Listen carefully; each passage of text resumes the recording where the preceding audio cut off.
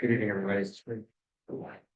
Thank you all for coming. I very much appreciate it. And tonight we're here to kind of undertake the first of three meetings with you guys as a focus group. We have a couple people who couldn't come tonight, but they've already offered some feedback, which has been great based on the materials that we sent. I won't take too much time, but I did want to just start off by saying that I think that in my role as mayor, I have to begin with a lot of thanks for all of the work that's been done before today. Going all the way back to 2005 when we adopted our first stormwater management plan. We have two people who were on that committee in the room tonight. You, Cindy Iggy, who was a councilwoman at that time. So stormwater has been on our minds for many, many years. We've been I think in a lot of ways, the city's done a lot of good things in regards to flood mitigation, stormwater control, management, and so forth. And all of that's very important for us, as you all know. And we're here tonight as a result of the stormwater utility feasibility study. The city got two grants to undertake this study, one through the DEP and one through the New Jersey League of Conservation Voters. Opted for the New Jersey League of Conservation Voters grant just because it was in hand at the time and it would allow us to kind of work through the timeline that I'm hoping to work through to slightly a quick process for us. It's a good thing, and we're grateful for the New Jersey League of Conservation Voters and the DEP who've been great partners, I think, with us. We're also got another big grant to do a climate vulnerability assessment that's starting soon, and that'll have a lot of public input, and that will probably be a year-long process. We'll be working with the DEP and a group called Kleinfelder Consultants. So we're doing a lot for resilience. We're doing a lot of things about stormwater and flooding and just general resilience work. So you can keep your eye out for that as well. But our focus tonight is to get some thoughts and to give you some basic information about a stormwater utility, get some thoughts and feedback in the room. We have tried to represent the city, variety of stakeholders. We have residents who live on hills. We have residents who live in floodplains. We have engineers in the room. We have all kinds of people from as many different neighborhoods as I could come. We also have property owners, commercial property owners. We have the church representative, the Church of St. John represented tonight. So we really tried to get a good cross section of people here, so that we have a wealth of information and a wealth of resources to consider. And I guess that's probably about it for me. I'm going to turn this over here. Working with Princeton Hydro and WSP, Clay Emerson, Dana Patterson, and Jamie Feinstein. The process is unfolding.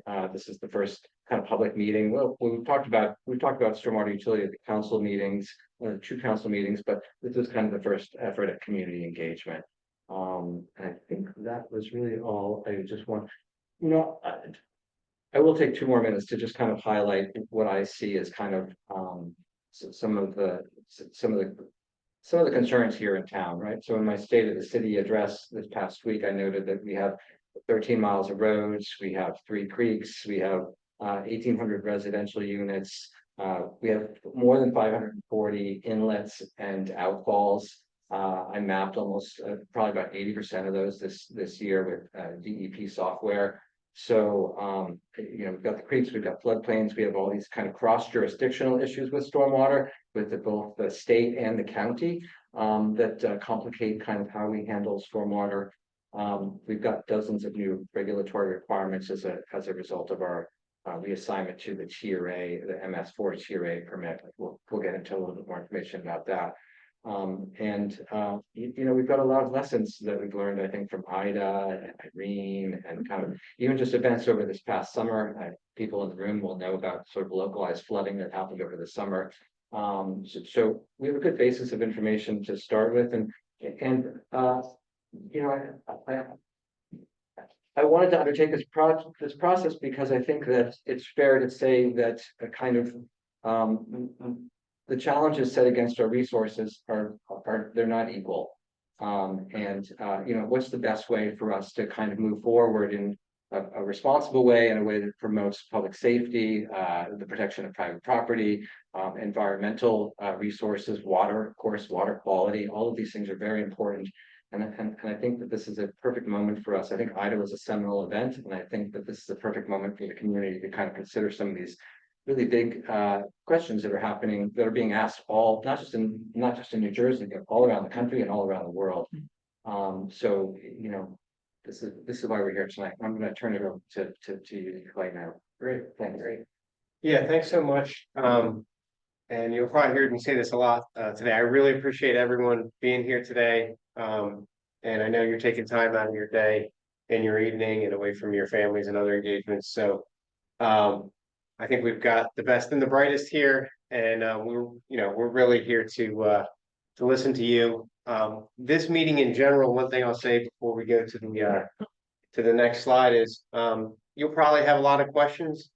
We'll have some answers for you, but in the next two meetings is where we're going to really get into the nitty gritty, and this is really an introductory, as Andrew said, this is an introductory. This is the first step. So probably you're going to be formulating more questions than you're going to get answers today, and that's fine. But we have allotted a fair amount of time for discussion, and we're anxious to hear, your thoughts, hear your questions, and things like that. So Lindsay, if you can go to the next slide, I'll just quickly give a rundown of what we are going to try to accomplish. I don't want to talk too much. We're going to try and keep this below 40 minutes. But we do, the expectation is that you know nothing about stormwater utilities. And I hope that's the case. Some of you may know a little bit, that's fine. But there was no prerequisites for this meeting other than having an open mind and being willing to talk about it. So don't worry, hang on, and we'll walk through it. But we do have a full, I want to spend as much time discussing as I do talking. Nothing my voice holds up for what portion I do want to go over. So go ahead, Lindsay. And so there are some ground rules that I probably don't even need to discuss, but be respectful to others, keep an open mind, focused on interests, not positions, and let's all keep each other accountable to these simple ground rules. So what we want you to do, of course, is learn about a stormwater utility. Which again, if you know nothing about it, that is absolutely fine. For everyone in the room except for myself and these two, at least they know, and of course Andrew knows a fair amount already. But everyone else need not know anything about it. That will change by the end of the evening. We'll talk a little bit about the state mandates because that's kind of driving a lot of this. And then we want to hear your perspective, and everyone, as Andrew says, kind of comes from a different part of the community. So go ahead and go to the next slide. And I guess the first part of our discussion, Andrew has already introduced three of us, Jamie and Dana. And if you don't mind, we'll just go around the room. I'll pick on you, Julia, first, because you happen to be sitting next to Jamie. Just who you are, kind of where you're coming from. You don't have to go into your life story, but just Sure. Yeah. Hey everybody, I'm Julia. I live up on the hill behind the school, but I used to live on North Union Street, so I've been in both situations. Stream and downstream. Okay. Areas, Okay. And have been interested in environmental issues for a long time. Great. Hi, Dan Connolly. I live on Grants Alley. Most people don't know that it floods. They think that water doesn't come anywhere near it, but it does, right?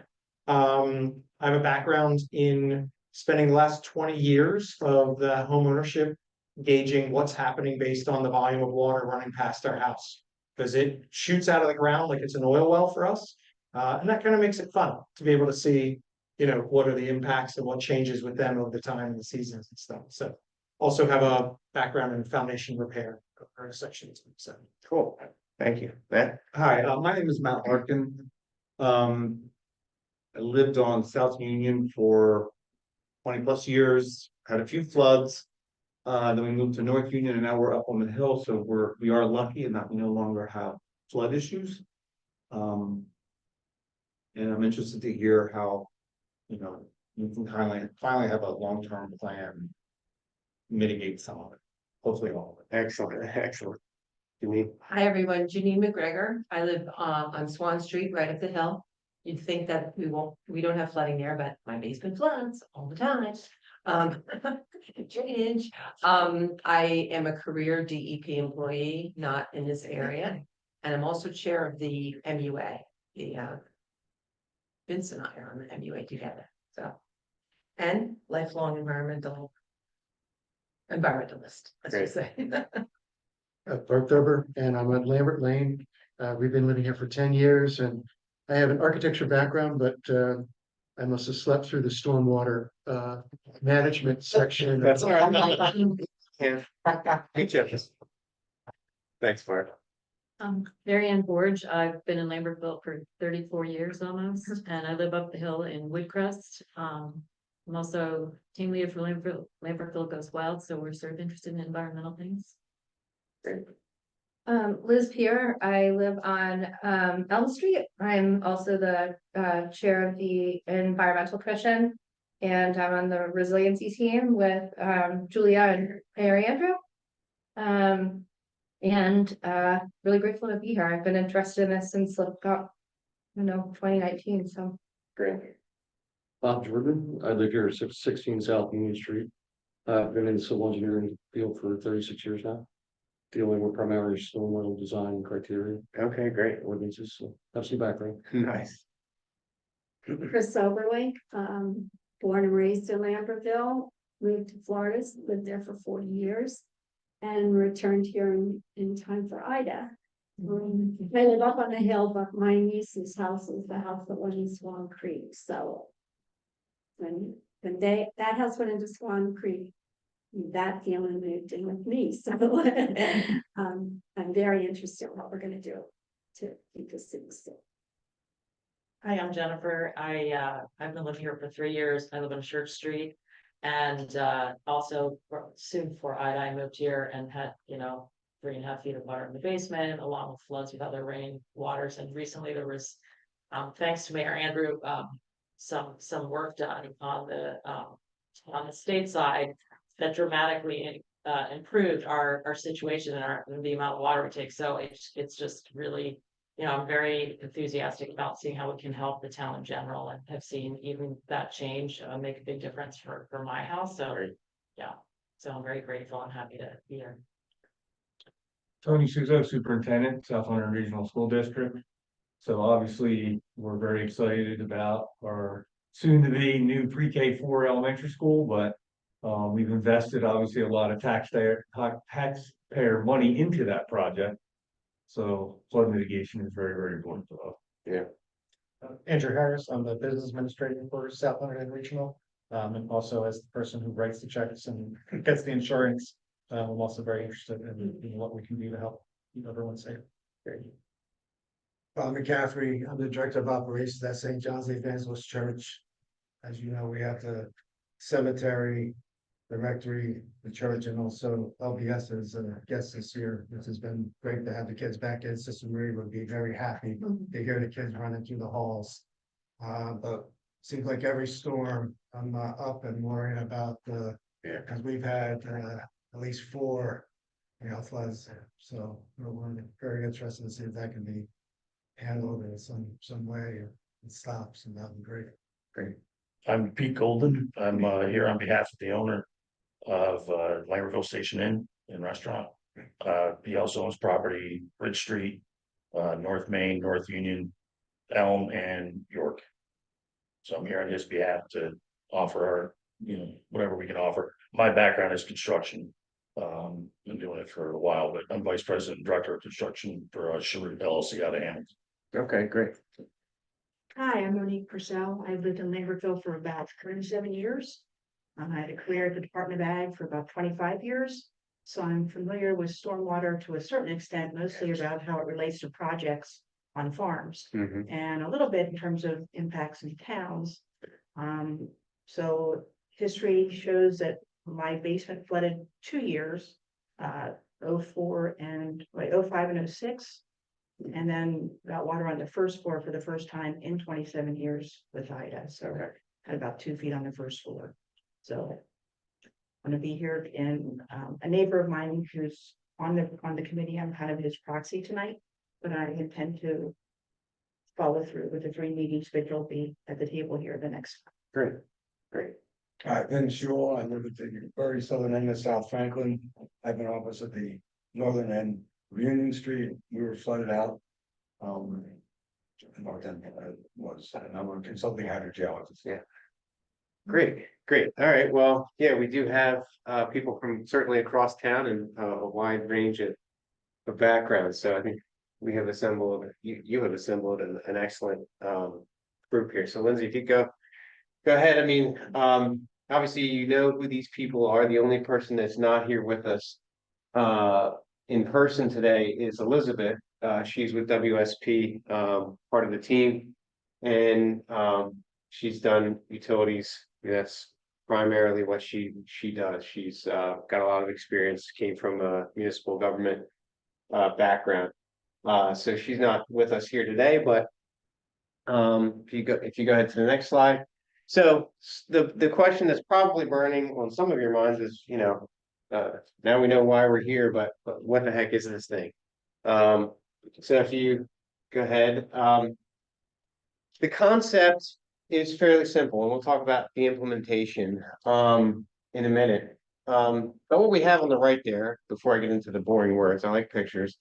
It's kind of what we want, the idyllic setting of a stream. This one does happen to be in New Jersey, kind of a unique situation there. But we live in New Jersey, and it is the most densely populated state. And unfortunately, what a lot of our streams and river systems look like is more like the picture in the bottom, you know, where you have, I like this picture because it's like the cause and the effect. You know, no one designed that pipe to be sticking out of the bank. You see the color of the water, you wonder where the stream bank went. You know, it's kind of all summarized in one shot there. We have too much water going too quickly to one place, and we have you know, infrastructure needs associated with it. So what a stormwater utility, the concept is relatively straightforward. Fees are collected proportional to some use. We'll talk about what the use is. The fee paying public receives the benefits of this service. So it's not a whole lot different than a sewer bill or something along those lines. And of course, you have any user has the opportunity to reduce their use and receive a commensurate reduction in the fee. That's the simple concept.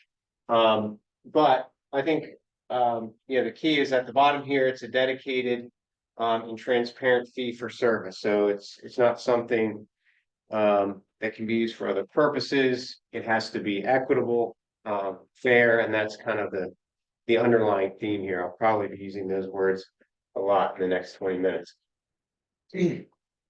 So, how might residents benefit from stormwater utility? Obviously, no one has any interest in it if there aren't clear benefits, and some of that's already been kind of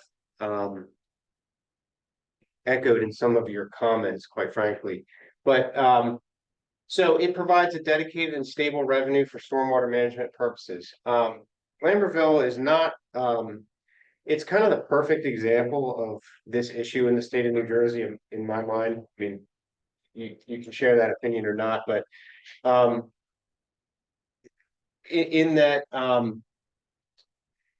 when a lot of municipalities, they do repairs to stormwater infrastructure when they absolutely have to, when the road gets closed, when the pipe collapses, you know, when there's a crisis. And it's a reactive approach, and that's what it is, you know, in municipalities across the state and, quite frankly, the country. And we live in an environment, you know, the time that a lot of this stuff was put into the ground, the lifetime of some of those materials and construction methods is kind of coming due.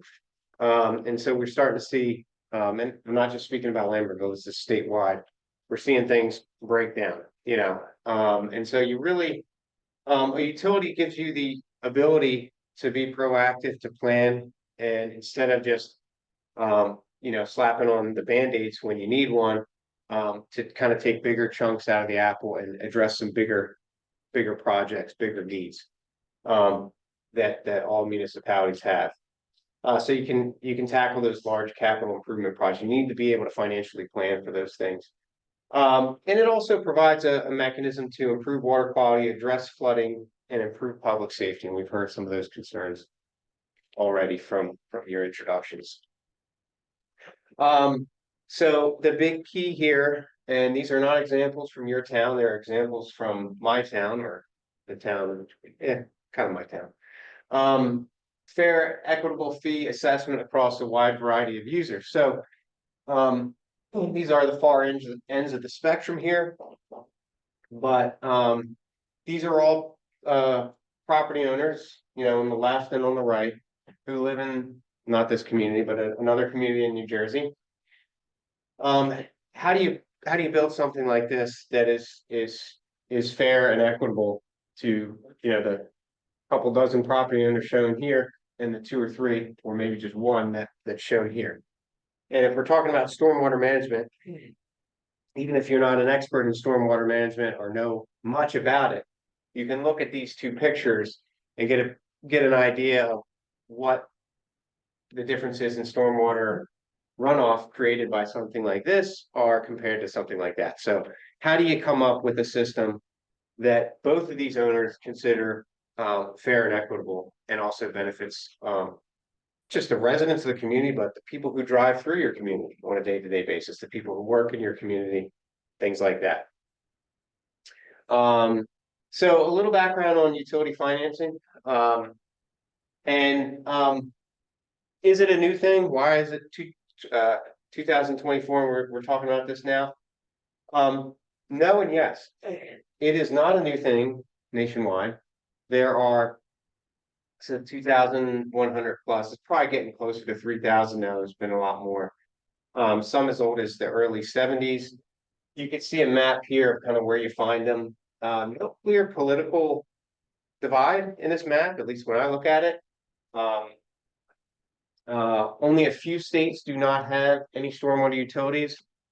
New Jersey, unfortunately, is one of those. We'll talk about why that is. So they're really only new to New Jersey. So if you go to the next slide, Lindsay, they were not legally something that could be implemented until in 2019, the New Jersey Clean Stormwater and Flood Reduction Act place that made this mechanism a possibility in the state of New Jersey. It authorizes, but does not require anyone to establish a utility. They can be created on a municipal level, obviously. They can also be created on a multi-municipal level, like on a county level, or something like that. And obviously, we already talked about what they do. A dedicated funding source to be used for stormwater management purposes. I mentioned the multi-jurisdictional agencies. In New Jersey, just very briefly, right now there aren't any that are fully established. There are a number of municipalities that have their pedal on the metal that are moving forward and getting there. So I think in a few years there'll be a handful, and I think we'll see it become more and more popular. There's plenty just over the river in Pennsylvania, in southeastern Pennsylvania, in fact, that have been established, for a fair amount of time, and more coming online all the time as communities see the advantages of this approach. So if you go to the thinking, there it goes. A lot of words here. There are some the act itself is not particularly long. It's just a few, surprisingly short. Just a couple things to note from that. Again, it authorizes them, it doesn't require them. The only exemption in there is for agricultural purposes. That's it. And they seem to be, that's an absolute, it's in the rules, and I'm sure there was a lot of discussion that went into that exemption, the garden state, I guess. But and there's not a lot of there is no flexibility that I see in that. That is the only exception. They seem to be pretty clear on that. The other thing that's required by the act, and this is in more than, I think I can safely say 95% of the stormwater utilities and all the ones that I've worked with. This last bullet point here is the New Jersey Act requires that there's a credit. If you're going to establish a utility, you have to have a credit system, which is a way for those users to do something on their property. We'll talk about that, so that they get a reduction in their fee. And that's I'm getting ahead of myself, but that's one of the main benefits of potential stormwater utilities in the state. Is it's one of the only that, as I see it right now, it's one of the only mechanisms that, again, it's not even in place, that could be put in place that could provide improvements to the flooding that you talked about, to the water quality issues that are out there. You might say, what are you talking about? We have stormwater rules and all that. When someone develops a site, they have to put in a basin. The rules, and that's true. That's certainly true, and that's been true for a long time in New Jersey. But the rules, the stormwater rules, they're not really they're not made to make things better. They're put in to make sure things don't get worse. And so, people, see the basin going in, and that's a great thing, and the other required to do that. But don't let them tell you that that's going to improve something. They're required to do that. We as engineers are required to design these things.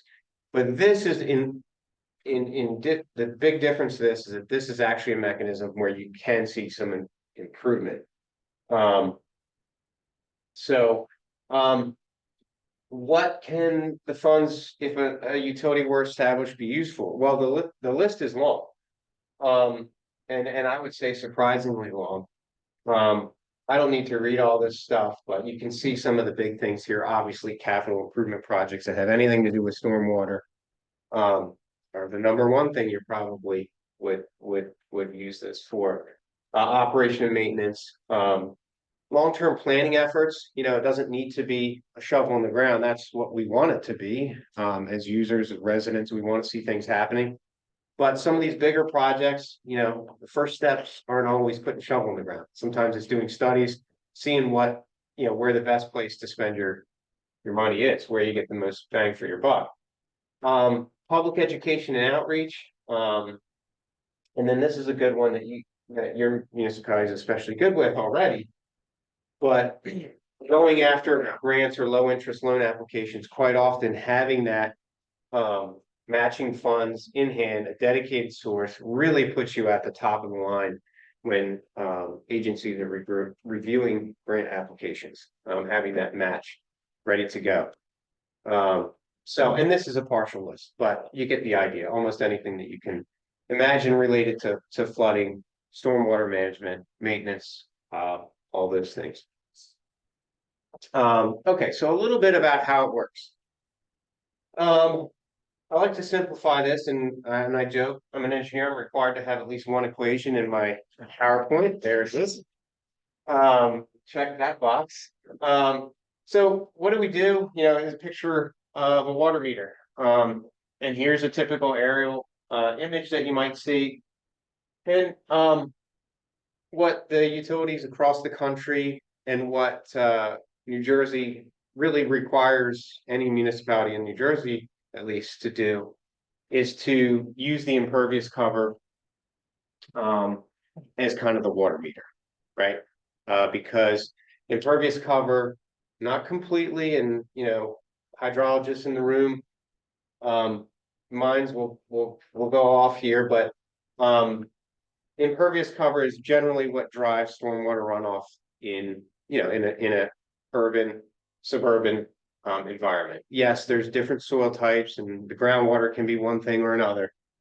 but impervious cover gives you a very good proxy for how much runoff parcel's gonna generate. It's not perfect, but what it is it's easily measurable, right? From aerial photographs, the frequency, the resolution of aerial photographs is getting better and better and better like every month. So we can look at an image like this and be very certain on how many square feet of impervious cover each parcel has, and that's used kind of as the water meter. So you have a required revenue, you know how much impervious cover there is in your municipality, with a high degree of certainty, and you can come up with, you know, a rate, so to speak. This is overly simplified, for sure. But that's the basic. Oh, the other acronym, I apologize about the acronyms. I don't like them much, but required revenue, level of service, LOS. I don't know if I'll use that again in the presentation, but it's kind of like, you know, what your stormwater budget is, you know, currently what it needs to be. And those things. So I might use that later. I'll try not to. Yeah, so I mentioned the credit system. I mentioned that it is not an option in New Jersey, it's a requirement. What does it look like? You know, it's an incentive for property owners to do things like this, and this happens to be a project that we did not in a community that was a stormwater utility, but for other purposes where they took some impervious cover out, took it out, put something in that could change the aesthetics in I think an improvement, and then provide some stormwater function, of course, as well. So another thing is it's an incentive to remove legacy impervious cover. It's one of the only things I call it, and this I have other talks that I give about this, but you know, impervious cover, it usually only goes one way if you review aerial photos, you know, and probably some of you have older properties in this city, and you can see it even on the properties. It's like, okay, one homeowner put in this patio and then someone added bricks, or it's like concrete that's like 20 years newer over here, and it usually goes in one direction only. You know what I mean? It's just who moves into a house and says, you know what, my driveway's a little too big. You know, no one does that. So the impervious area kind of creeps, and this is one thing where it might make someone say, you know what, like maybe I don't need that. Probably rare, but there's certainly no mechanism, no other reason for someone to do that unless it's just, you know, aesthetics or personal preference or whatever. Yeah, so the retrofit incentive program is mandatory. So if you go to the next slide, the next step is what brings us here today. The what, why, who, and how.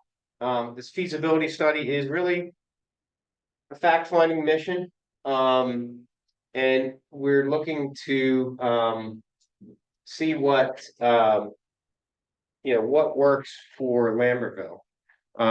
Of the 500 some municipalities in the state of New Jersey, everyone is unique, and Lambertville is certainly unique in its own way. So this is the first step. Obviously, this is the first focus group meeting of 3. And we pulled together here what we think is a key group of stakeholders to kind of inform the process along the way. We're really interested in your opinions, but we're going to identify existing capital funding mechanisms. Some of this stuff, I'm not going to go too much into the timeline. I mean, things are underway already. But again, just the fact-finding portion of this, looking at your current program, starting that GIS effort that I alluded to with the aerial photos, that's underway right now. And we're going to compile all these facts and present them in a report that gives the city and gives the residents a full picture and an understanding of what a stormwater utility might mean for you, not for some other municipality in New Jersey, but for you, because this is if this is an option, and if it's gonna be successful, it needs to be built from the community for the community, and so that's the way this process is gonna work. Um, it won't work any other way, frankly, from what I've seen and heard from situations where it didn't work. So, yeah, if you go ahead to the next slide. What to expect, again, the pros and cons in the context of Lambertville. And we're looking for that feedback, and that's what brings you here.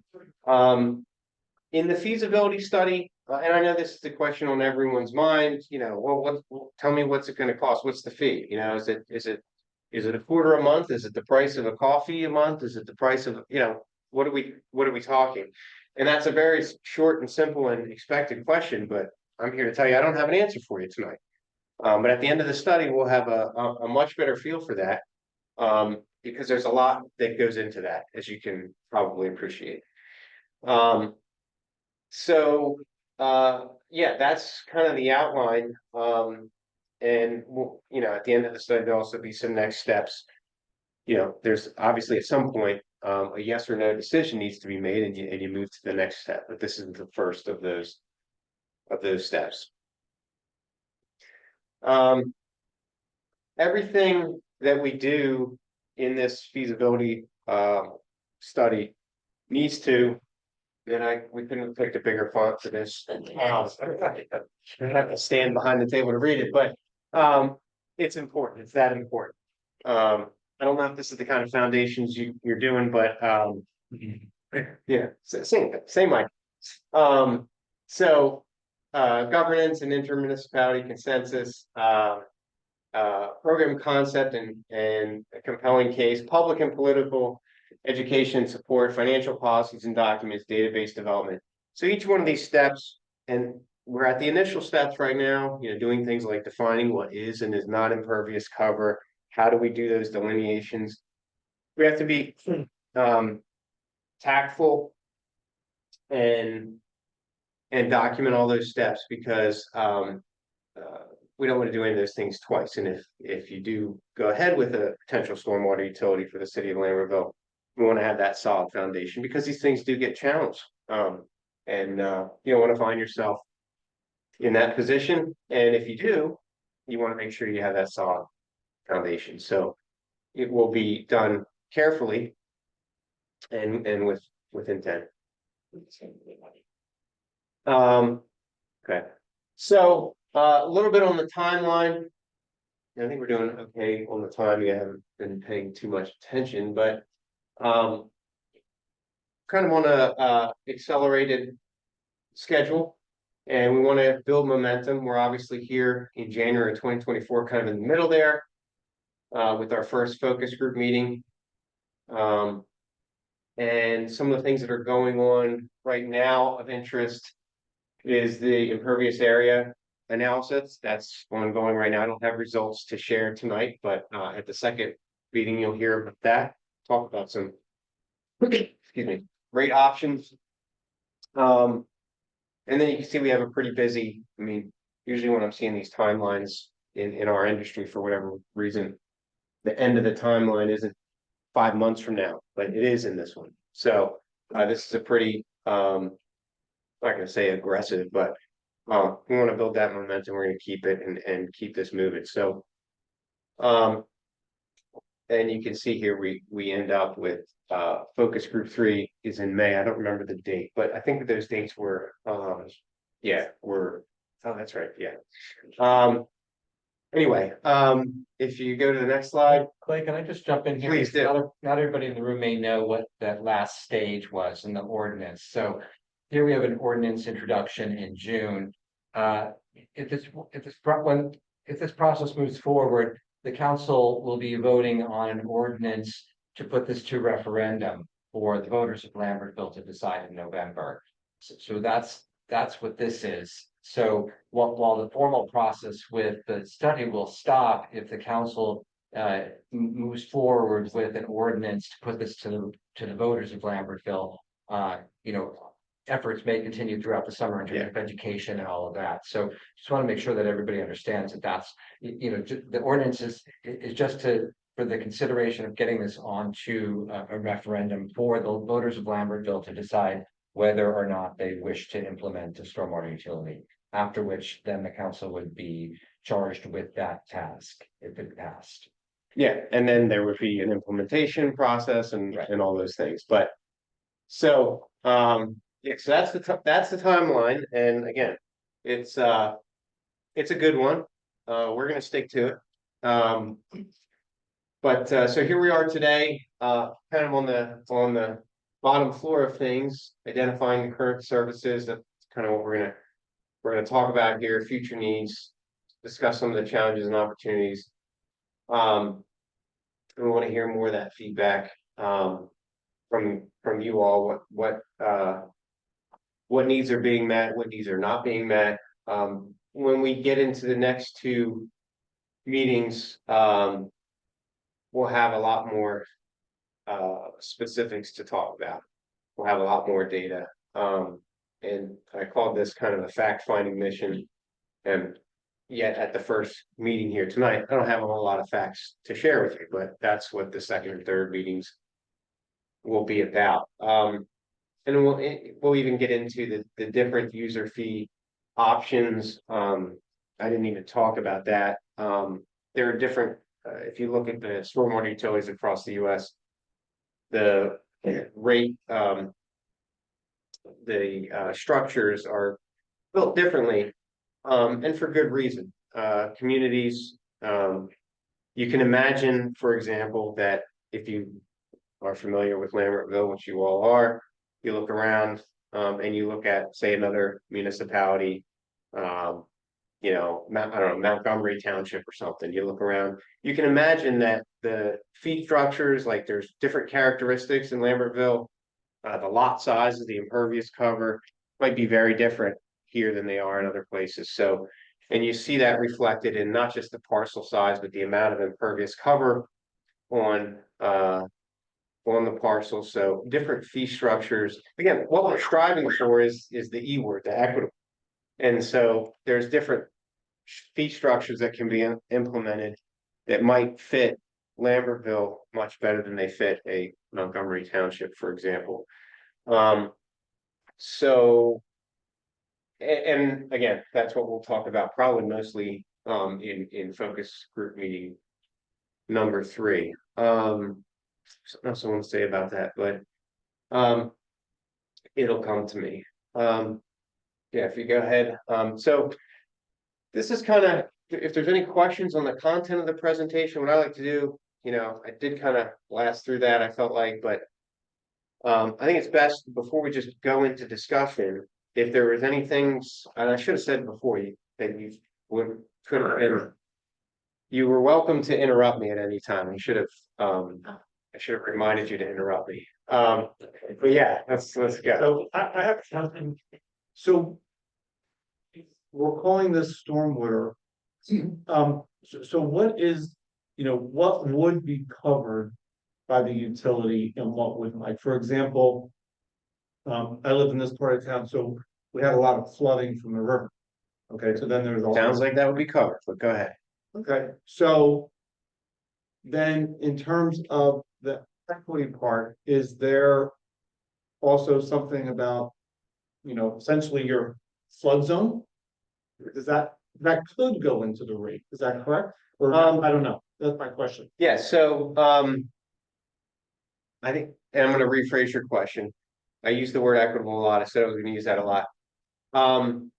Yes and no. So anytime that any need that you have that has anything to do with flooding, I think would be certainly something that fits into these bullet points or more, that the utility could be used to address to help solve a problem.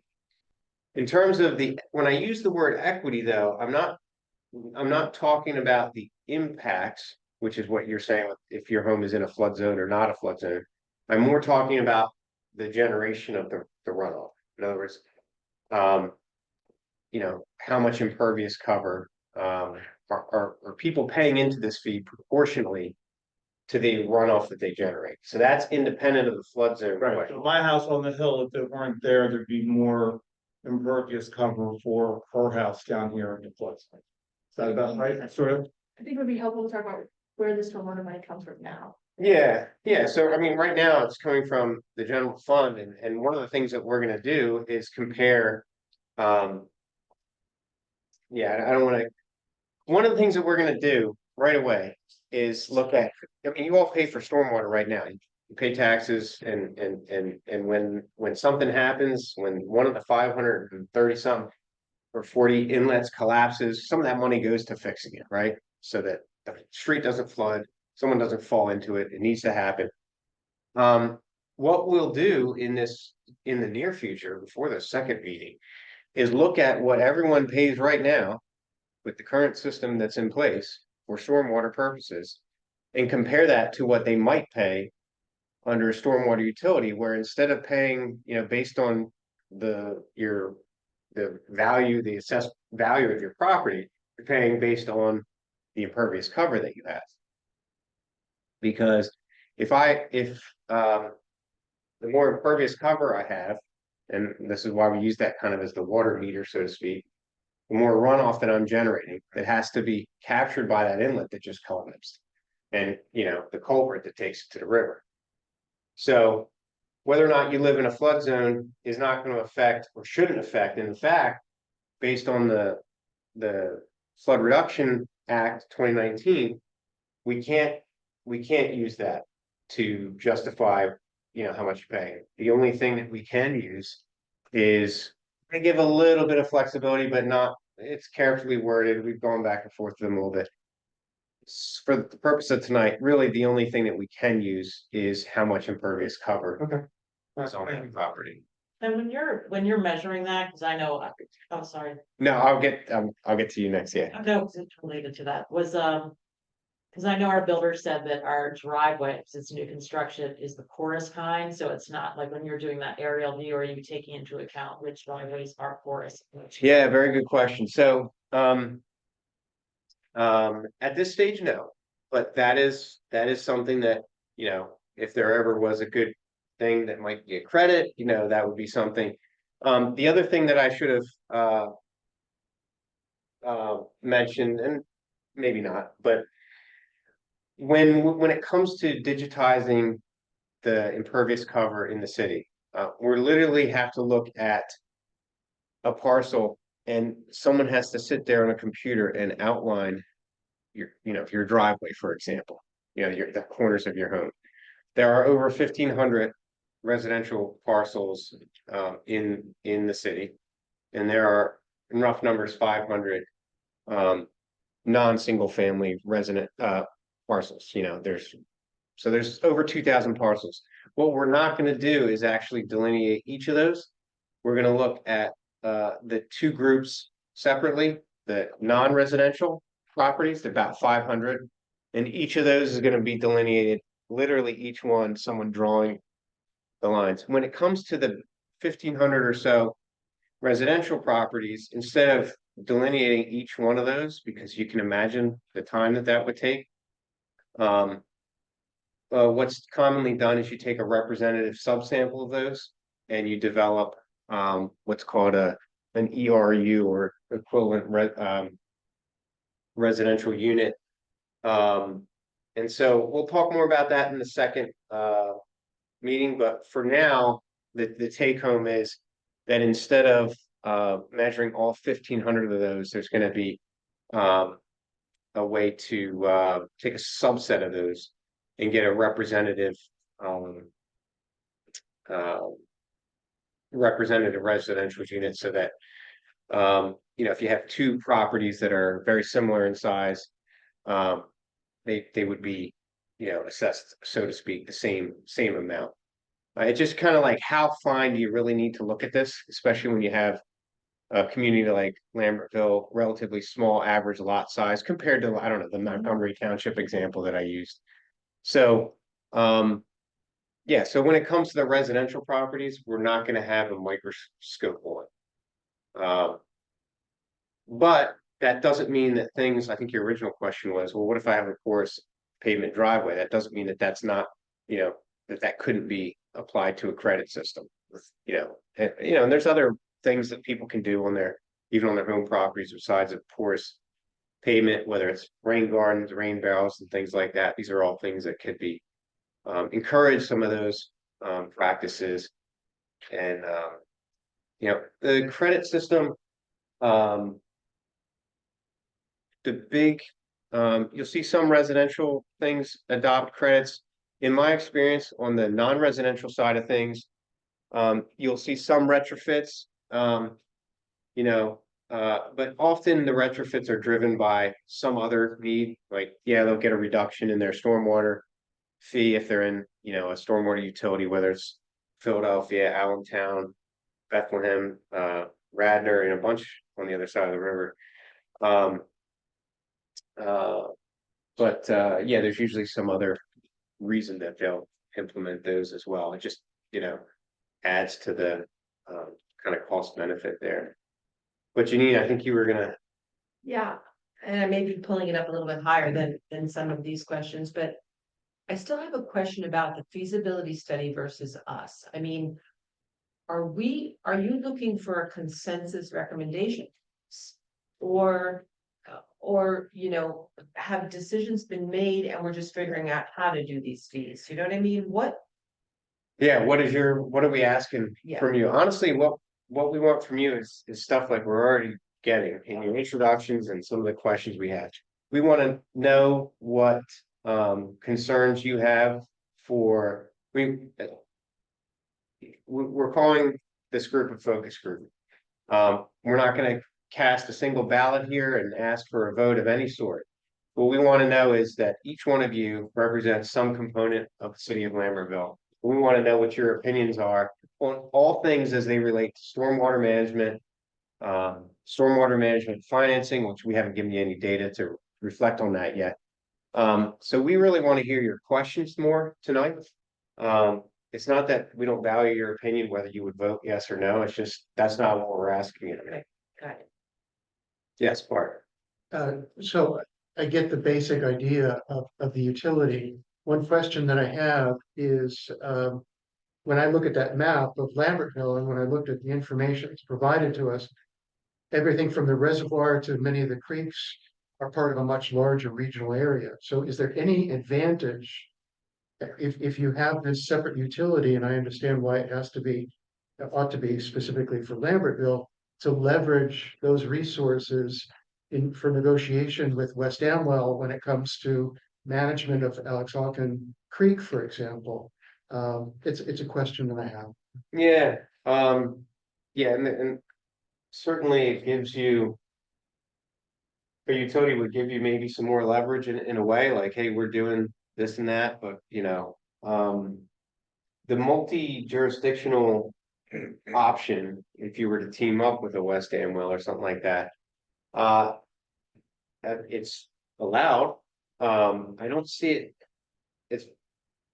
It's very difficult. From what I understand from others who have tried successfully and sometimes unsuccessfully, the multi-jurisdictional, I mean, the politics of this can be daunting when you're dealing with two municipalities. And if one turns over and someone changes their opinion, then you built this thing up for years, one night, one vote, it's over. So it really has to be made for you, decided by you, implemented by you. I mean, I'm not against, a county or municipal, municipality ordinance. I just don't see it. It's fraught with problems. And there are examples of how that can get the board dropped out of it, at the last minute. Yeah, sorry, Minnie. Yes, one thing is just, obviously you're gonna use impervious cover, so I think it's really important that that definition is gonna be critical. Yes, yeah. Because I know just in different DEP regulations, it's defined differently. Right, you'd think it would be black and white, yeah. It's be one definition, but it's not. No. The right. second thing is, I think it's a great idea to look at the costs that we're paying currently for stormwater maintenance. And I'm assuming we do that through our tax dollars. I'm not sure how do we back that out in a way that we're not paying that plus the utility fee. So that would be interesting to see. I mean, I think comparing the two makes a ton of sense to say, hey, look, this is what we're paying now. And this is what this fee would generate to offset that. But then how do you then get that back without just continuing for taxes to go up and the stormwater fees added?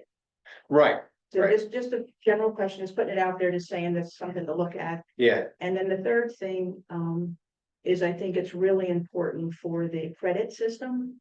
And I think to have a homeowner have the ability to just about not have a fee at all because they're doing certain steps to implement stormwater management on their property is Yeah. a really important incentive. And I think it should be set to a reasonable bar, that it's not something that's something, that someone could never accomplish that. So therefore you have the fee. I think a reasonable way to mitigate stormwater on your property to the best you can, to then negate the fee would be a really great incentive as well. so Monique was the kind of person that read the chapter ahead in class or something. She, no offense, but that's excellent, and she kind of helped me better than I'm muddled through to answer Janine's question. These are the kind of things like, those are just like some really good things that she thinks might be important, and she may be, like I said, a chapter ahead of some of us, and that's great. But that kind of feedback, like these are the kind of things that I think make sense for our community, this would be advantageous, or this might be a problem, that kind of feedback. Is the things we want to hear, along with the questions, yes, Julia. A couple of things. One is something that we've talked about in the resilience committee, haven't moved forward on yet, but I think is something that they're still interested in, is coming up with sort of a set of projects that are specifically designed for homeowners to implement. This was before we were talking about the stormwater utility, but doing demonstration projects, having the guidelines so that people can implement them. I'd love to see, well, I'm on the committee that would work on that, but I'd like to see more. I'd like to see myself do that.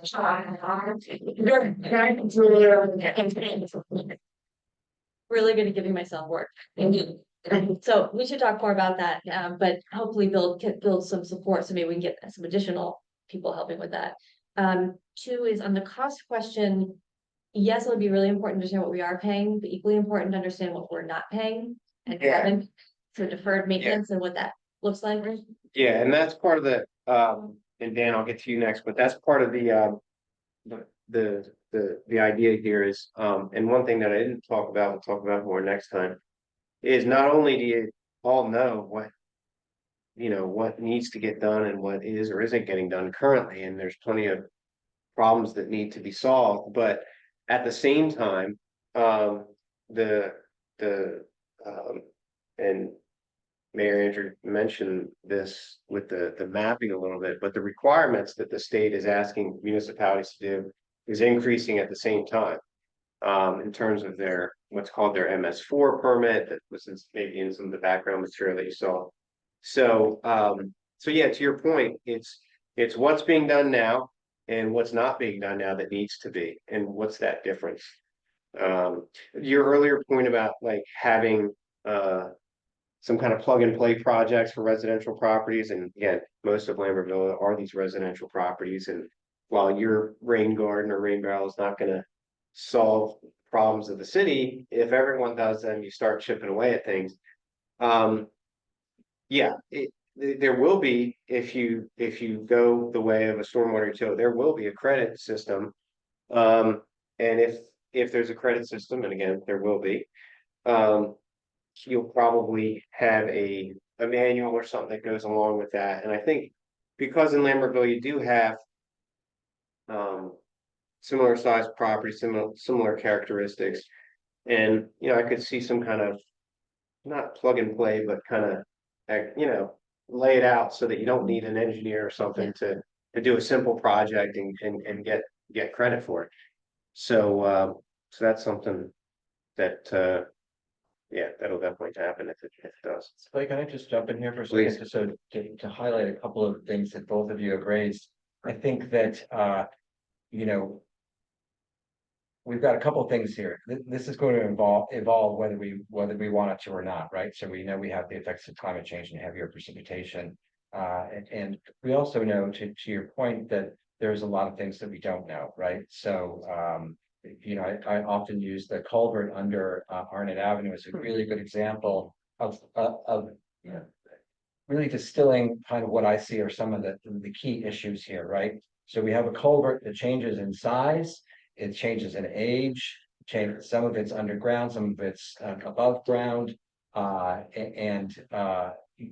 Ida hit, the culvert imploded in somebody's backyard, 3 houses backyard, and exploded into the basements of somebody else's house downstream. One section of the culvert, which is 170 feet long, which I did actually go all the way through once it was cleared, had probably 40% of the culvert was blocked by debris. And when we think about things that we see above ground, we can see the water going into the culvert from the Holcomb farm, but then we lose track of what's in the culvert for 170 feet, right? And there's a part of the culvert's owned by the DOT, NJDOT, part of it's owned by us. Part of it goes, under streets and other culverts empty into it. So, until Ida, we didn't really have a good, this culvert, nobody knows, we don't have the resources to get into a culvert that's 4 feet high and clear it from debris every 5 or 10 or 20 years, right? So the commissioner, the DEP commissioner, Sean LaTourette, talks constantly about it's great if you've got 6-foot culverts, but not if they're blocked by debris. And we've learned that time and time again. So I think one of the major concerns here is not just kind of what we're doing in our day-to-day, but what we're not doing. And one other quick example. A contractor nicked a storm sewer pipe on Delavan Street, and we paid to have a camera videotape that 100 and something feet of it. And the contractor, did in fact damage the pipe, but what we discovered was that the pipe was like highly compromised in 3 other places from illegal connections, and the last 7 feet of the pipe had just been disintegrated, and all of the water from that entire section is now just draining into the earth, around this neighborhood. So, to your question, there's a lot that we don't know. And to your question, in terms of, we need to, I think the study will show that we are able to kind of pull out what we're doing now, what our systems are, how much it costs. We're doing that every day. I'm working with the city staff to kind of come up with these data. But, as we move forward, we have to now incorporate all these new requirements and regulations for the DEP. And we also have to start protecting our neighborhoods a little bit better with understanding with some diagnostics of what's really going on below the ground. Yeah, and yeah, that's perfectly that's well said. So to go back to Janine's question, some of the things that Monique brought up. One of the questions that we want answered from the group is, hey, is everything hunky-dory in terms of stormwater management, flooding in Lambertville, nuisance flooding issues? That could be your opinion. We want to know that. And that tells us that, hey, the current expenditure here, we're knocking it out of the park. From talking with Mayor Andrew and hearing feedback, I don't think that opinion is shared by too many in here, but and Lambertville had this shared. Certainly, I said every community is unique, and unfortunately, that's one of the things that makes Lambertville unique. The flooding concerns here are real. Not just the Delaware, the main stem Delaware, but also these steep tributaries that come through the city and then go in and out of culverts. Yeah. I'm curious about, I'm not sure what the details are, but I know, so I'm in a 3-unit townhouse, and when I got flood insurance right before Ida, it was like $500, and my new neighbors who just moved in, they're like, it's $8,000, and it's like, now, he said that his insurance company said all of Lambertville is now a flood zone, so I don't know the details of that, but I'm curious, if we do all this work, and we do mitigation, everything like that, is there an opportunity to reclassify whatever is a flood zone, or because I'm concerned about, people like property values, right? 'Cause Yeah. people have to pay that much money. Yeah, that is a good, and Jamie is feverishly taking notes here. I apologize, Jamie, but she's good at it. That's a really good question. Yes and no. There is, you participate in the community rating system that FEMA has. I don't know the details of that. Christy knows more. but that's a way, and it's something that that your city does that benefits everyone who has those policies, but they do certain kind of things that all this stormwater utility talk could definitely feed into things that improve your community rating system score. That CRS or community rating system, that's basically FEMA's way to encourage participating communities like Lambertville um, to do good things in terms of flooding, like discourage people from building new properties in the flood zone, encourage people, it's public education, and the more kind of credits that they earn, there's this different ranking system, and they pay that back in discounts to your flood insurance. So this utility, that's a good question, something that I didn't I should have thought to mention. Everything on that long list here, a lot of those things can probably feed into that your community rating and get you discounts. Are they going to remap the floodplain because of it? No, but they will give you there are discounts. Matt, I should know those numbers off the top of my head. They're substantial. Here in Lambertville, we're currently rated a 7. We actually meet the qualifications for a 6, but there's been some dispute between New Jersey and the FEMA about this rating, this number. So currently we're 15% below in the NFI, the flood insurance program, we're 15% below kind of the other established rates. So all the work that the floodplain administrator does and the resilience team, all of these things and past efforts. Again, I have to thank Mayor Delvecchio and Mayor Ball for everything that you do, whether it's increasing the height of the freeboard or making your ordinances more restrictive. Those all go into kind of the criteria that establish your rate. So And in a pretty good place. The key thing he said there, he kind of said it very quickly, but that 15% is a reduction in the premium that someone would pay because of this program. And it's changed that dramatically. Well, so your neighbor's not in the floodplain, so Right. this is a different, this is a Okay. different, this is a different. Something question. else going on. Yeah, something else. It may be that, Insurance companies should get the all well, yeah. Yeah, we're What not, did you say? Sorry, the insurance companies are just, their threat is increasing, so Right, FEMA is the one that maps the floodplains. yeah, And they just updated the mapping, so you could look at your house and you're not in a floodplain, but they still consider the broader area and the insurance company. yeah.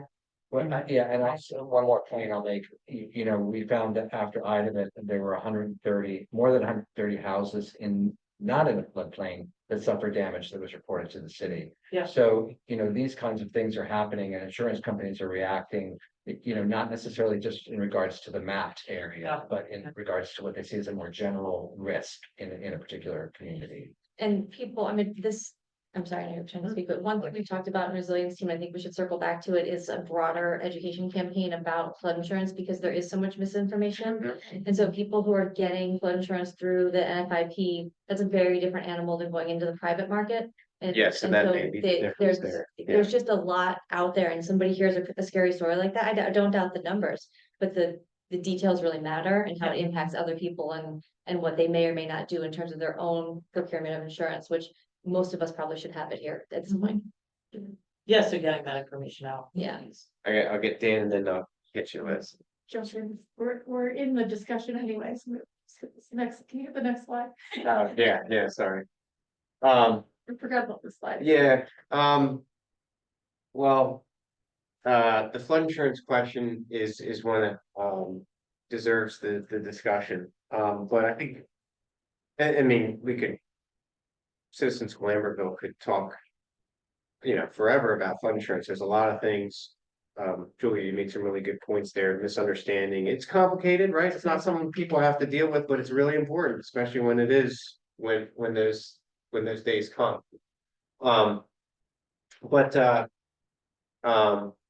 Yeah, some background on stormwater. And this is where we talk about the MS4 permit.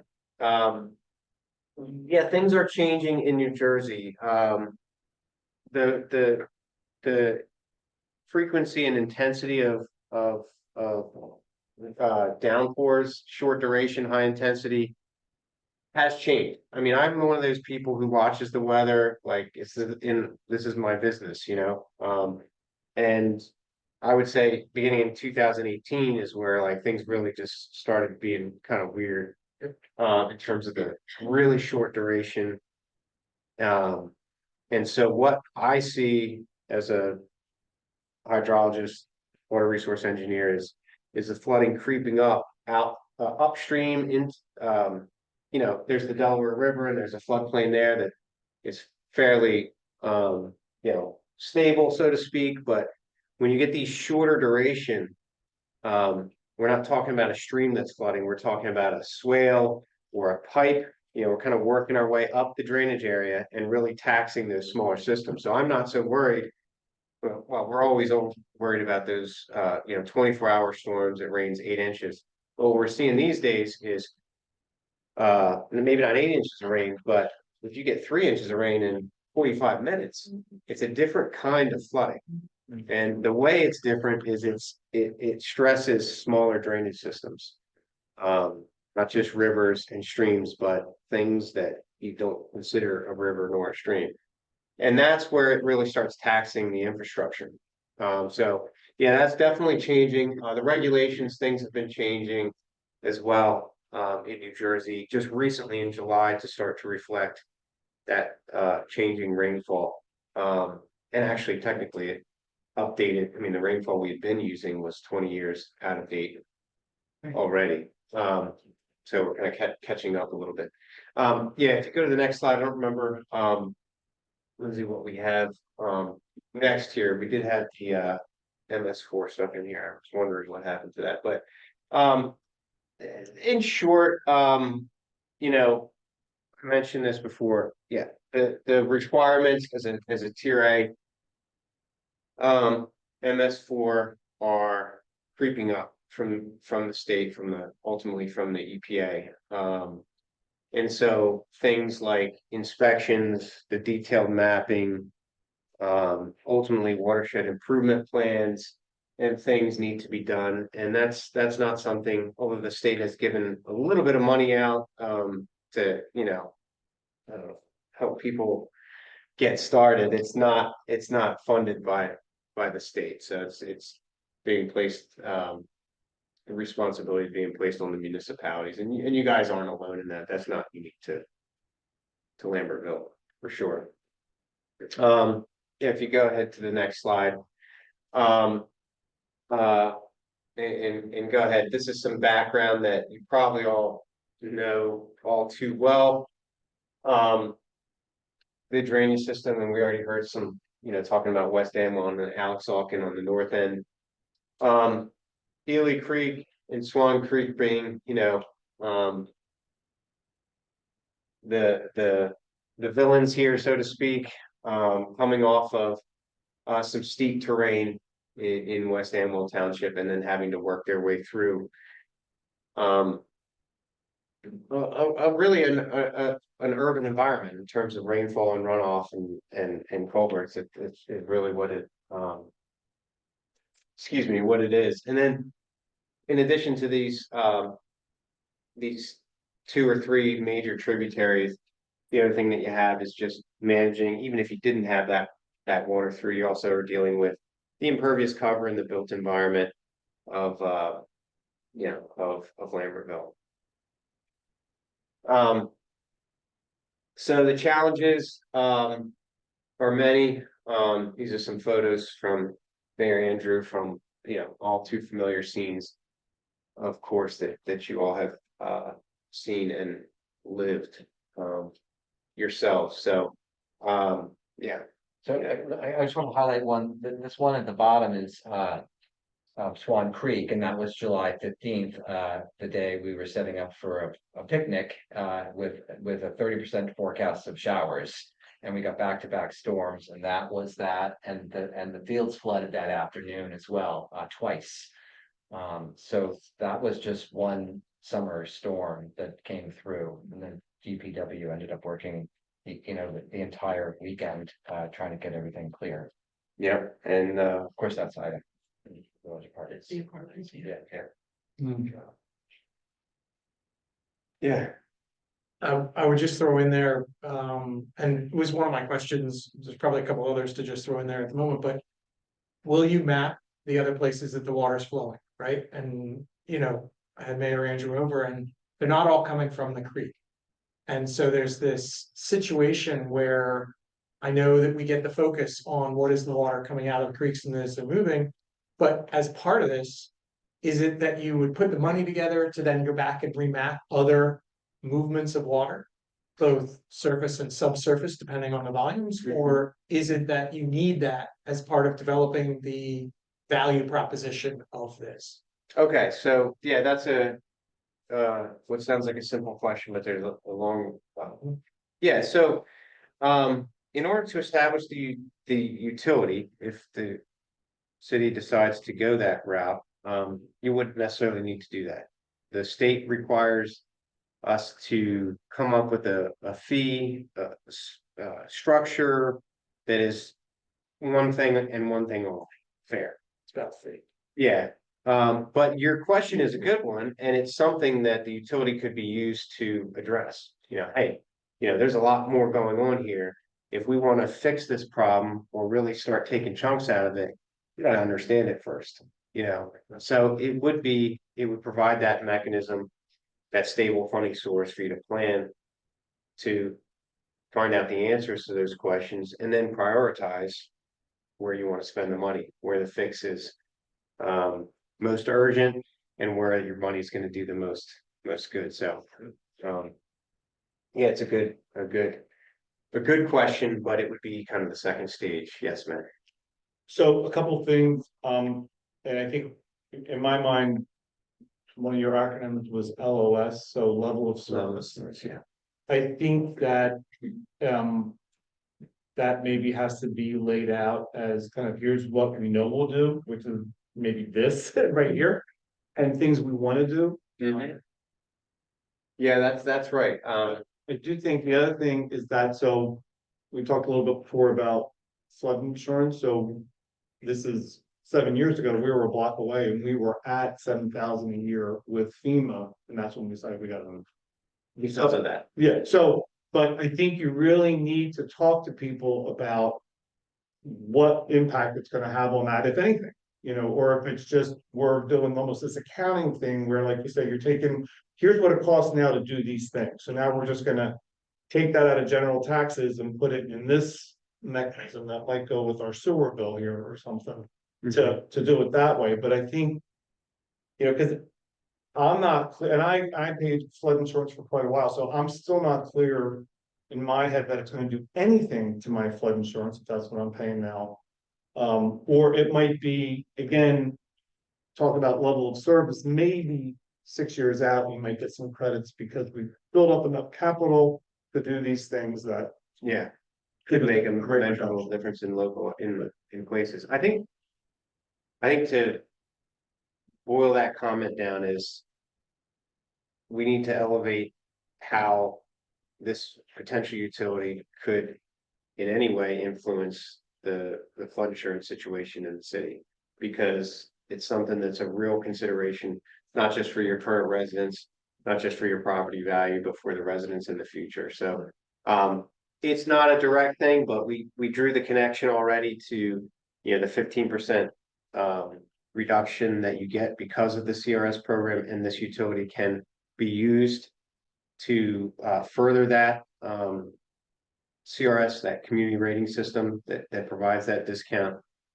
And in the long term, it could also be used to do additional studies, to refine those flood maps, make them more accurate, make sure that there aren't people being forced to pay that shouldn't pay, things like that. The utility could also do.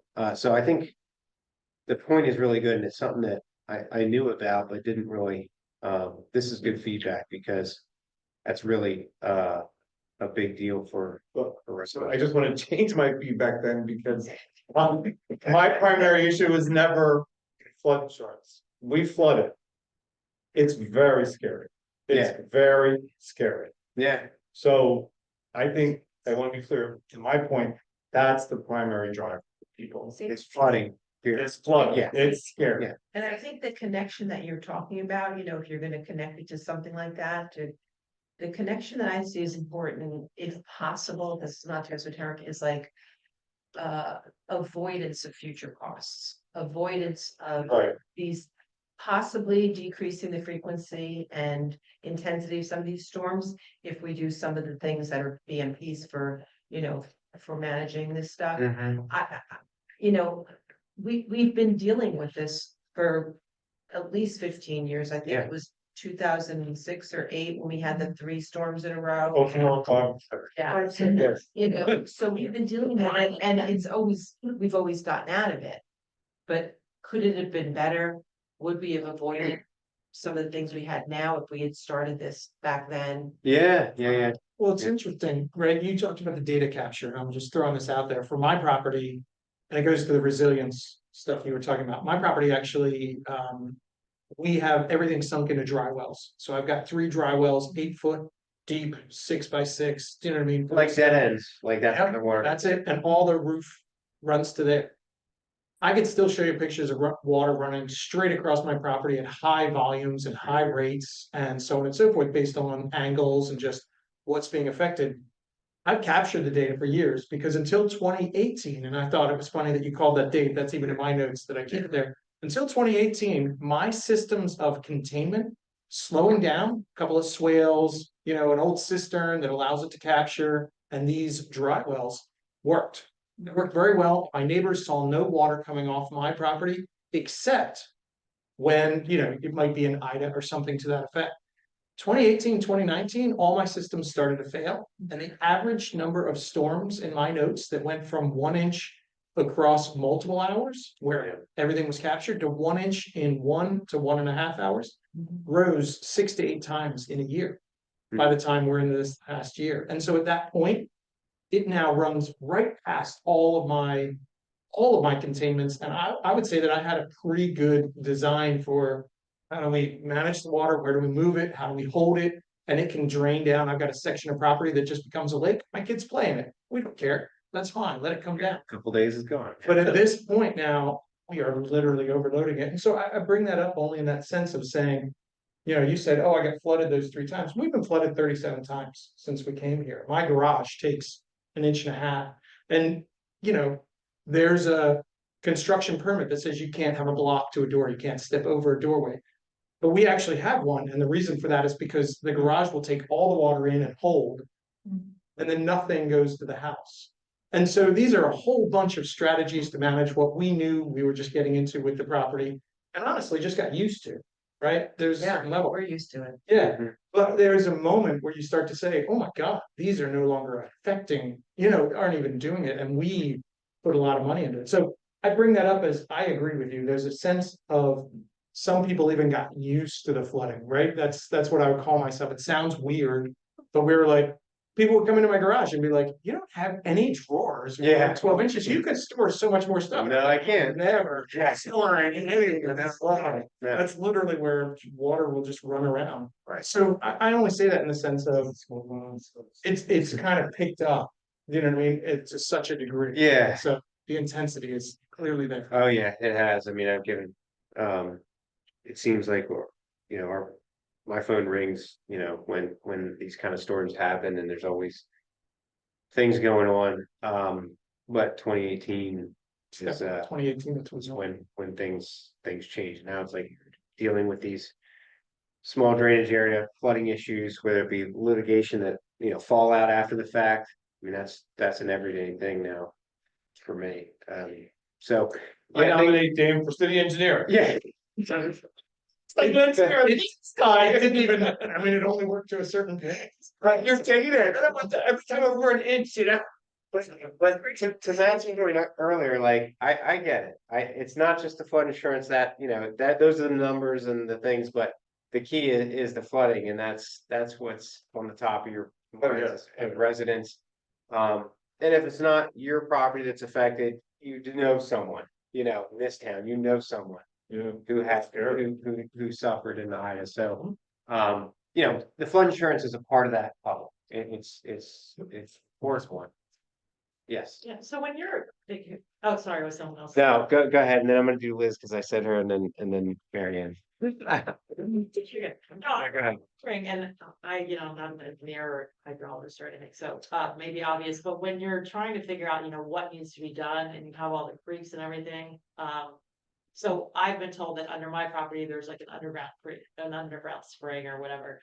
So when you're trying to mitigate that, are you gonna consider, not only as it relates to, I heard you say it doesn't matter for the fee, but when it comes to solving the problems, are you gonna look at underwater sources in addition to, the creeks and then the runoff from the other towns, obviously? So can I just throw in a shot? Sure. So the system that I use at my house is what's called a wet system. What that is a series of pipes around the outside basin of it to draw the water in to keep the hydrostatic pressure off the walls. So because there's so much subsurface water moving around here, I literally have videos capturing it for a minute or two, 3 days later, that are showing, in essence, 5 to 8 gallons of water moving per minute under my house. And I'm not on the creek. I know exactly the property that you're on, and I know where some of that water's flowing. I still couldn't prove, right, that, where this water came from or how it moved or anything along those lines. Like, and I've got a great visualization of it. I'll show it to people many times to say, this is subsurface water. This is not what you're thinking about, but this is what actually pushes up under your basement and goes up under the Right, footing yeah, to yeah. try and push through. Yeah. But nobody knows where there's all, I mean, where I used to live, there was a place called Spring Lane. Everybody knew that that had been built over a spring, but nothing's named it here. And so there's this trick that it has a lot to do with how the water is trying to get to the river. That's all it is. It's trying to move to the river, and it's going to find the easiest way to move to the river. And so you cannot identify, oh, it's all going to this point right under your house and across there. It is literally saying, when they dug out for this house, when they just did new work for this house, that is the easier dirt to move through than this house that's been there for a long time. And I don't mean to over talk it, but I'm just trying to say, like, that's one of the reasons I was asking about mapping. It's easier to map on the surface than it is subsurface. And the subsurface, it pops out of the ground house, like I can see it. Yeah, I mean, the short answer to that, or to wrap that up, is that flooding comes in all shapes and sizes. And right here in Lambertville, you have the Delaware River, water coming from miles and hundreds of miles away in New York State. It could end up in your basement. You've got these steep, flashy tributaries. So right there already, you've got the Delaware River that flooding is not, for the most part, high velocity. It's when it's coming up, you can predict it, you can look at the map hours in advance, when it's coming. And the other hand, you've got picnics planned, 30% chance of rain, and next thing you know, you're underwater. And then you've got, the groundwater intrusion issue. So you've got the whole gambit here, unfortunately, in terms of flooding. So what we're doing is gonna help with that too, right? Yeah, I mean, That's flooding is flooding, and you can use your stormwater utility to address flooding, however Okay. it presents itself. Well, we're talking about getting money so we can do these bigger projects. That's essentially it. It's Yeah. a funding mechanism. Yes. That's Liz, all I've been they're looking for. Yes, Vince. You work with PA, stormwater utilities, I'm just thinking functionally, how does it? Like Philadelphia stormwater utility, that's part of Philly Water, right? Mm-hmm. Okay. Yeah, and some of the municipalities that might be more similar to Lambertville than Philadelphia. Yeah, they have them. They have the way it actually. I don't know, what your question was specifically, but generally, they Work. yeah, they Successful? they do work. They are successful. I know one community in particular that it's almost too successful. Like they're having problems like doing projects. They've got the money to do it now, and now they need to get off. They're kind of like, okay, now we actually have to, Break some water. yeah, we got to do some work. I don't think you guys will have that problem if you go that way, but so yeah, and they get a utility bill, and these are decisions that you all can make for yourselves when and if the time comes, but they would get their normal sewer bill, and there would be a line item, for stormwater utility, and it would tell you the details that are specific to your property. In terms of the impervious cover and that's how it works. And so I did like a comparison of like 20 or 30 in Pennsylvania.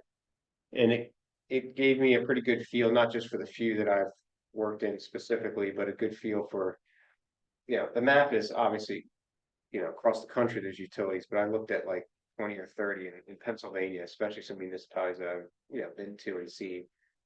And got a pretty good feel on it years ago when we knew that this was gonna come to New Jersey too.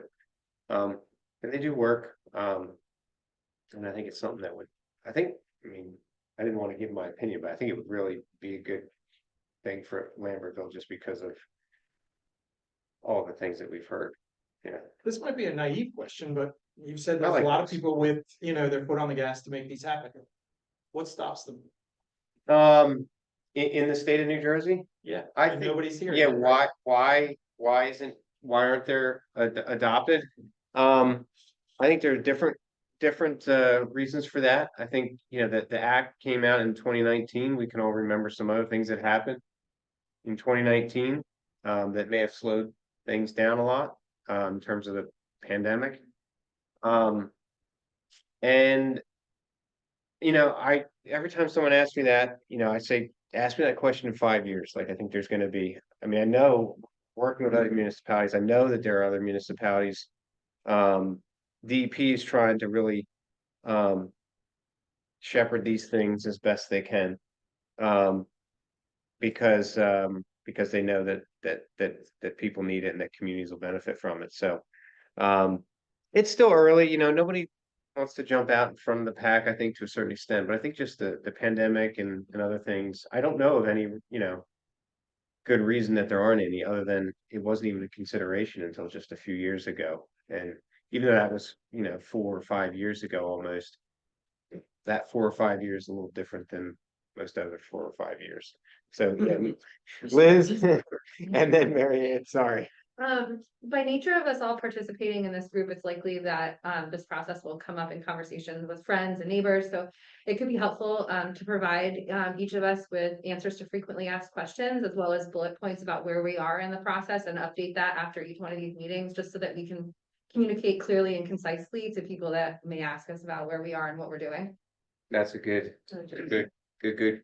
comment. Yeah, absolutely. And just to that, certainly, we started to post things on the city website. And we'll send you guys a slide deck and I've been writing about it. But certainly, a frequently asked question would be great, something that you can. I would point, and we can send out the link to everyone. So New Jersey Future has put together a stormwater utilities toolkit for municipalities and for anyone really. And it's a very user-friendly website, and it has things frequently asked questions about stormwater utilities. I don't think we necessarily need to recreate that. It's there. We could, make some Lambertville specific content, but there's myths up there. There's talking points. It's so well developed. They spent a lot of time. And that was happening in that, a couple of year period after the act to develop. Send us the link with the slides. Yeah, we can send the link. Send that, and I can also send you a slide deck that New Jersey Futures has already presented to the city council twice. So I have a very basic slide deck about stormwater utilities that I can send out. I sent it out, I think, in one Lambertville Matters, but I can send that out again. It's a great resource, very straightforward, 10, 12, 15 slides, something like that. Very I would just say real quickly is that one of the most important things, to my mind, having listened to the city council meeting the other day, is there is no decision that we are making. We're just a sounding board. Yeah. And we're an opportunity, because the response that by several people about the forming of this focus group was political and all sorts of accusation. That's not what we're doing here. So I think making that very, very clear is really important. Yeah, I agree. I think the point I was trying to make was just some bullet point summaries about like what we like accomplished where we are in the process, just so that we can communicate clearly about where the process is, not necessarily just that's not right. Yeah. Okay. That's good. Yeah. I was just gonna make the point that education is gonna be really key, and I think that's what everybody's saying. But to your point, Dan, about why have, not more stormwater regulations been put in place? There may be reluctance on the part of many residents and in many communities, and I think that a lot of times the reluctance is based on lack of knowledge. And I think that, the people in this room are probably far more knowledgeable than the average Lambertville citizen. And so if we want it to be successful, I think that we do need to be able to answer questions. I think there needs to be, a push of information, not just it's available if you want it, but, have many, events where information is made available. People are kept up to date with what's going on. You need to do it at the most basic possible level. Like what functions, are we looking at paid for? And as I read the documentation that we were provided, it looked like at minimum, we needed to be able to fund the state mandated requirements. Funding to do that at the moment. And then it also seemed to me that there would be additional projects that hopefully would be identified through things like the resiliency planning that's supposed to go on this year. There could be bigger projects that would help, mitigate some of these things. And that all needs to be pushed Translate. out to people. Yes, Yeah. pushed out, translate, yeah. And we need to know how we all work together, how we all how we all affect each other. I mean, I live up on the hill. I mean, some of my neighbors complain about too much water. Yeah, yeah, But it's Yeah. really compared to others. yeah. But people throughout the city need to know, why should we be doing it? Maybe it's just to reduce, if this is put in place, maybe it's just to reduce the fees that we have to pay, and maybe that's enough.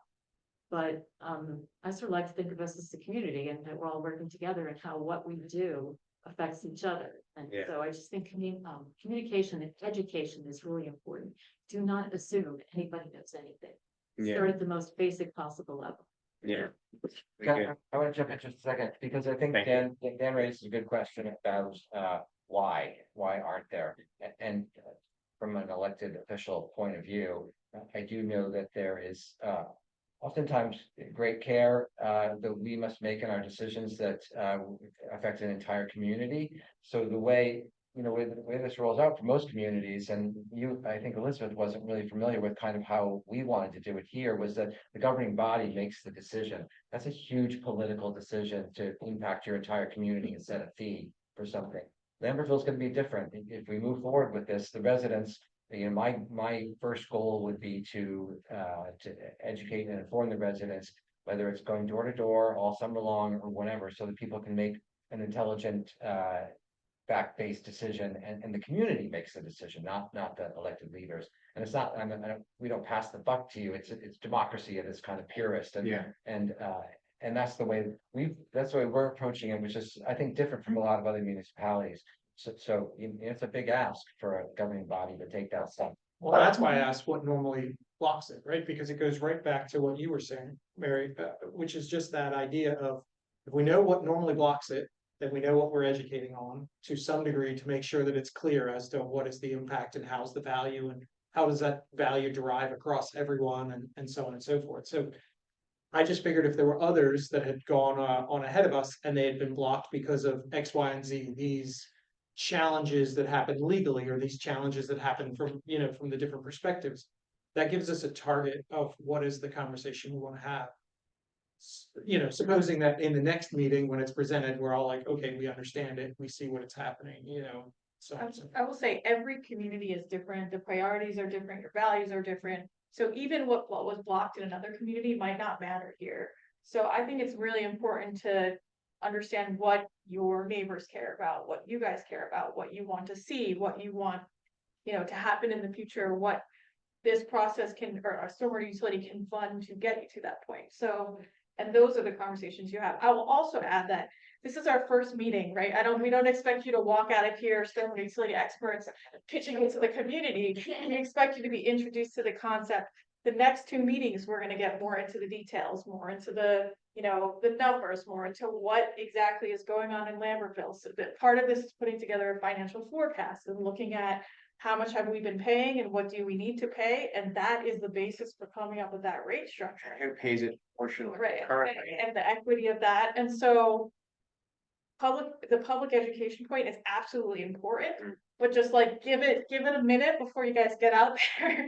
Yeah. Let's get all of the facts, and that's we're still collecting the facts. We're here tonight to really hear from you guys.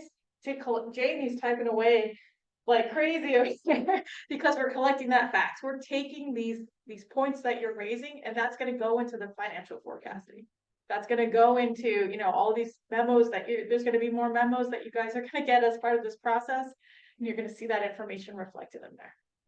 So Andrew, you talked about the democratic process, right, for educating people, but let's say there's a certain amount raised in their funds, and then there are different projects that are gonna impact different neighborhoods, right? So who's gonna be making the decisions of where the money's spent and what's the priority, Well, it's getting ahead a little bit of Yeah.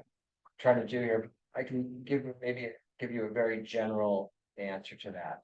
So if the city decides to move forward with enacting a stormwater utility, it will then be up to the council to enact it, to set rates and to set the initial scope. So one of the things that we'll talk about in the coming months is what would like first 5 years of stormwater utility look like in Lambertville?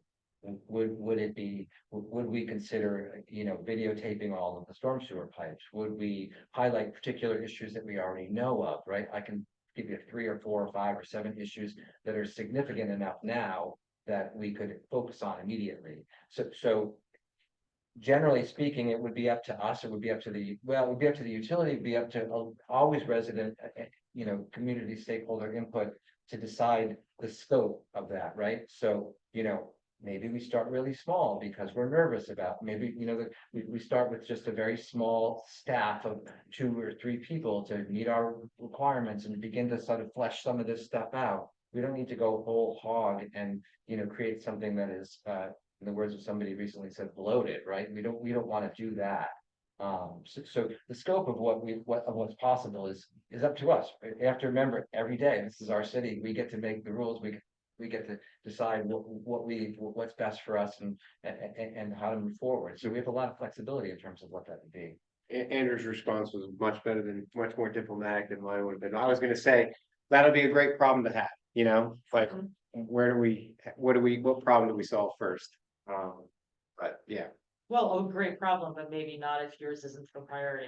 Well, you know what I mean. That's Yeah. what I'm saying is. Yeah, I'm how do you concerned if set you're those paying a priorities? tax based on your thing, and then it's designated that another area is a worse problem, I'm just thinking. I already struggle with this, right? I mean, I've Yeah. got one property owner who's got a serious erosion problem with an outfall. And do I consider putting money into that project, or do I consider the 30 houses along Franklin Street who are concerned about what's coming down the hill? So, in terms of equity and setting kind of goals, I don't want to be that, I'm in uncomfortable positions about what people want first, right? And I have these conversations with residents all around town about, well, I have to be, I have to be measured in my approach, capital planning and so forth and so on.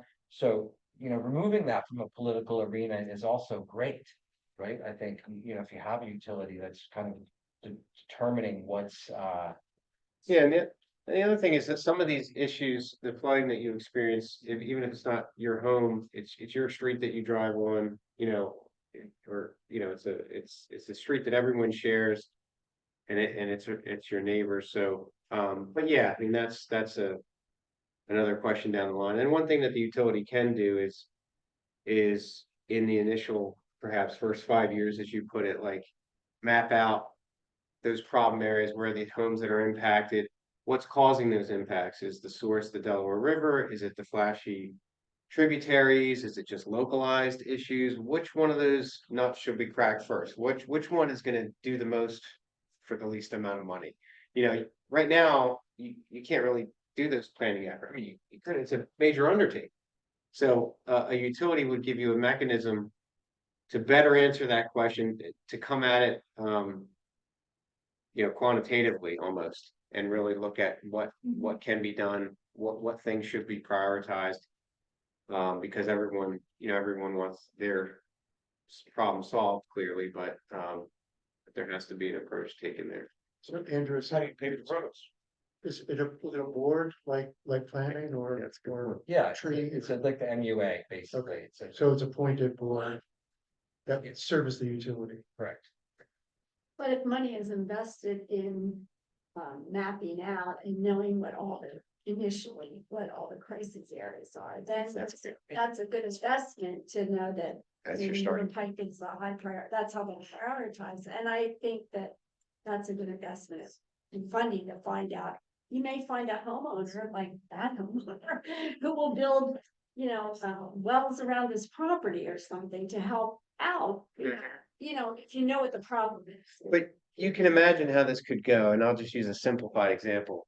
I've got a 6-foot diameter culvert that's conveying, tens of square miles through the city that's collapsed. And then I have a 12-inch pipe that's fallen apart. Which one of those do I want to tackle first? Well, probably gonna need to plan for this, this bigger one. So yeah, there's things that will go into those decisions and make them more informative. Just wanted to take a pause because it's almost 9 o'clock. We got started a little late. Because of technology issues. But I just want to be cognizant of everyone's time. How are you guys feeling? Do you want to keep talking for a few minutes? We had some questions on the next slides, but to be frank, we've already been talking about these the whole time. So I'm not necessarily, we don't have to specifically go through them again. I think you guys have given us really good feedback. Maybe just if you could advance a couple of slides, like we've been talking about this the whole time. The next one. Same thing here. We've been talking about these things one more slide. I think this is where we're at in this conversation is, are there things we haven't asked, if someone hasn't asked, we haven't said, we haven't asked you? Is there anything aside from maybe this, Q&A, frequently asked questions, like That flooding issue was something that we should have had in here, is just understanding the reality that is in Lambertville, not just from an insurance standpoint, but yeah, what other things haven't we considered? Yeah, let's. Something that might be helpful for us to bring to the table, you would be able to tell me, is if we could maybe help to keep our ears open to what some of the top concerns and fears are about this process that we are maybe hearing from our orbit. Just kind of as something to keep an eye on so that it can be answered. Yeah, that would be really helpful, and you can convey that to us at the next meeting. We would encourage you to pass it along beforehand. We want to. Yeah, so just I'll say, obviously, I answer all my emails. In terms of this as a group, if anybody has any questions that they want to, they want to ask after the meeting, send it to me and I'll get an answer for you, and I'll copy the group on it, unless we have 50 questions and I ran out of time because. Right, nothing. No, sorry. So yeah, I mean, and I'm happy to meet with anybody at any time. I keep my open office hours. I really feel like this is the one thing that I would love to see the city make some decisions on, some progress on, whether it's this or I'm not gonna, anyway, I'm available. Write to me, ask me questions, I'll get the answers, we can distribute them among the group or share them next time. And I think what would help others, at least help. I think I was agreed with some examples from other states, except I'm just trying to struggle with how like. Like we have a private water company, Veolia. Are there private public partnerships in stormwater that you're aware of? No, I don't know too many private. Typically it's used as, hey, the municipality is the one doing this work currently. And this is just a more equitable way to pay for it.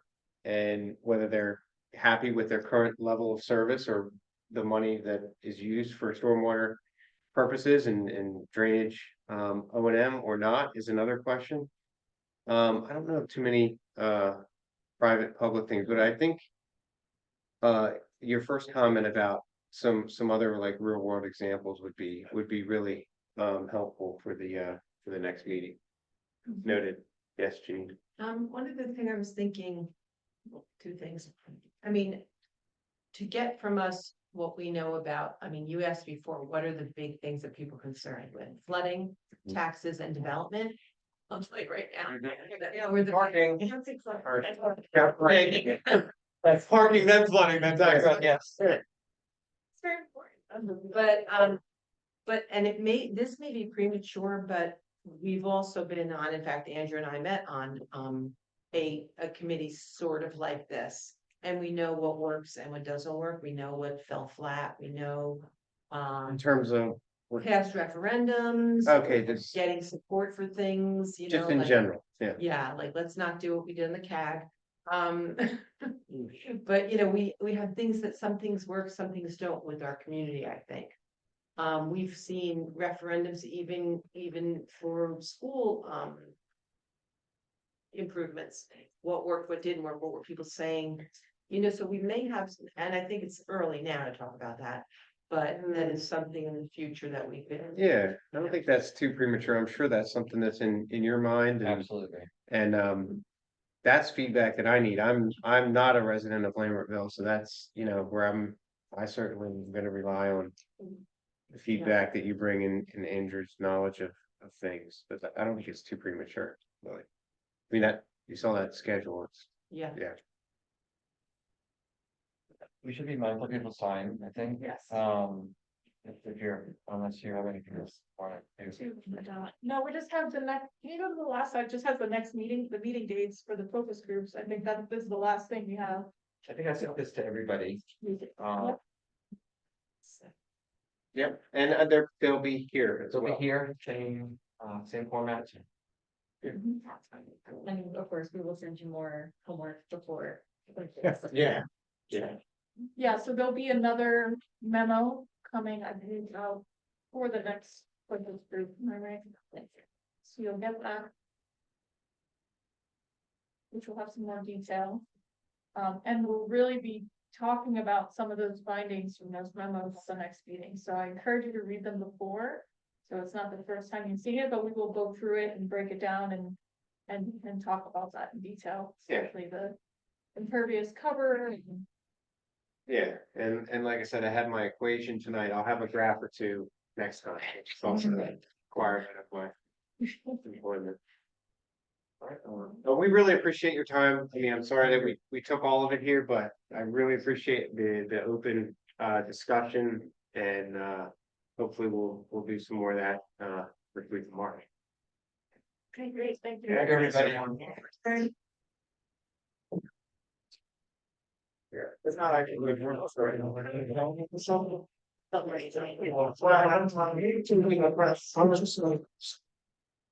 Yeah, we. I was hanging on stairs.